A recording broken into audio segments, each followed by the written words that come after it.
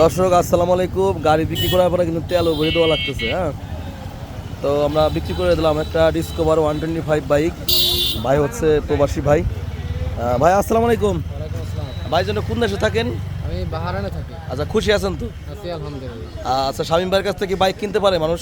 অবশ্যই, আপনি অনেক সুন্দর মনের মানুষ, তো আসলে সবাই আসবেন। আর এখানে অনেক সুন্দর সুন্দর বাইক আছে। আচ্ছা, ভাইয়ের সাথে হচ্ছে এই ভাই আসছে। ভাই খুশি তো? হ্যাঁ ভাই। গাড়ি পছন্দ হয়েছে? হ্যাঁ ভাই, পছন্দ হয়েছে। আচ্ছা, তো আমরা ভাইয়ের কাছে বিক্রি করলাম হচ্ছে ডিসকভার 125 সিসি।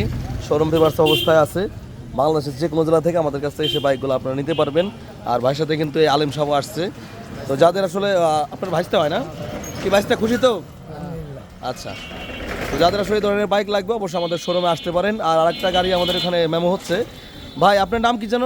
মোহাম্মদ হাবিব। আচ্ছা, বাসা যেন কোথায়? এই ফরিদপুর। আচ্ছা, গাড়ি তো আমাদের কাছ থেকে অনেক গ্রাহকই আসতে পারবে তো? অবশ্যই অবশ্যই।